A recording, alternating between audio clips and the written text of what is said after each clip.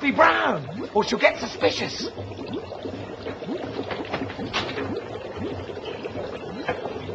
He dashed outside and came back with a can of dark brown gloss paint. "Where's that medicine of mine, boy?" came the voice from the living room. "You're forgetting me! You're doing it on purpose! I shall tell your mother!" I'm not forgetting you, Grandma," George called back. "I'm thinking of you all the time." The paint had cooled the mixture down and made it go a lovely, rich, creamy brown. He tipped all Grandma's real medicine down the sink, and now all he had to do was pour the new magic mixture into the bottle, using this small jug. There. He put the cork back in the bottle. "Medicine time, Grandma!" And holding a spoon in one hand and the bottle in the other, he advanced into the living room. No, he was going to give her the real thing. The marvellous magical mixture that he, George, had brewed up in his mother's great big saucepan. In the living room, Grandma sat hunched in her chair by the window. The wicked little eyes followed George as he crossed the room towards her. "You're late," she snapped. "I don't think I am, Grandma." "Don't interrupt me in the middle of a sentence," she shouted. "But you'd finished your sentence, Grandma." "There you go again," she cried. "Always interrupting and arguing. You really are a tiresome little boy. Oh, what's the time?" "It's exactly 11 o'clock, Grandma." "You're lying as usual. Stop talking so much and give me my medicine. Shake the bottle first, then pour it into the spoon, and make sure it's a whole spoonful." Are you going to gulp it all down in one go?" George asked her. "Or will you sip it?" "What I do is none of your business," the old woman said. "Fill the spoon." As George removed the lid and began very slowly to pour the thick brown stuff into the spoon, he couldn't help thinking back upon all the mad and marvellous things that had gone into the making of this crazy stuff. The shaving soap, the hair remover, the dandruff cure, the automatic washing machine powder, the flea powder for dogs, the shoe polish, the black pepper, the horseradish sauce, and all the rest of them. Not to mention the powerful animal pills and powders and liquids, and the brown paint. "Open your mouth wide, Grandma," he said, "and I'll pop it in." The old hag opened her small wrinkled mouth, showing disgusting pale brown teeth. "Here we go," George cried out. "Swallow it down." Woof! And he pushed the spoon well into her mouth and tipped the mixture down her throat. Then he stepped back to watch the result. It was worth watching. Grandma yelled, "Ow!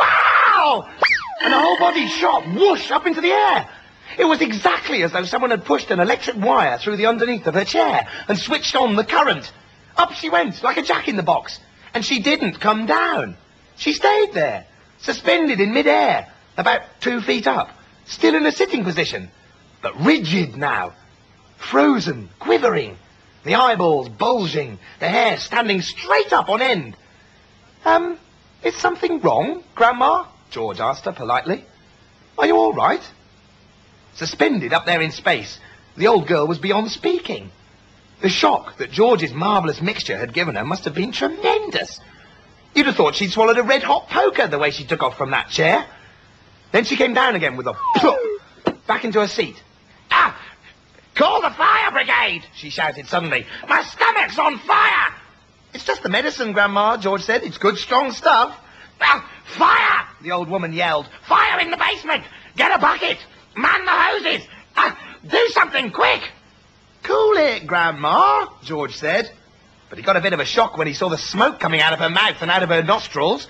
Clouds of black smoke were coming out of her nose and blowing round the room.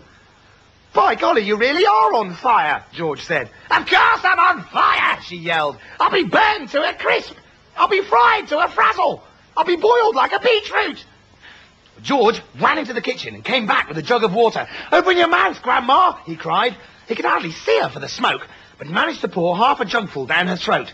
And a sizzling sound, the kind you get if you hold a hot frying pan underneath a cold tap, came up from deep down inside Grandma's stomach.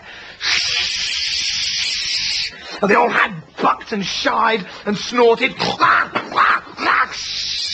And spouts of water came shooting out of her nose. And the smoke cleared away. The fire's out, George announced proudly. You'll be all right now, Grandma. All right, she yelled. Who's all right? There's squigglers in my belly. There's bangers in my bottom. She began bouncing up and down on the chair. Quite obviously, she was not very comfortable. You'll find it's doing you a lot of good, that medicine, Grandma, George said. Good, she screamed. Doing me good? It's killing me. And then a funny thing happened. Grandma's body gave a sudden sharp twist and a sudden sharp jerk, and she flipped herself out of the chair, landed neatly on her 2 feet on the carpet. That's terrific, Grandma, George cried. You haven't stood up like that for years. Look at you. You're standing up all on your own, and you're not even using a stick. Grandma didn't even hear him. The frozen, pop-eyed look was back with her again now,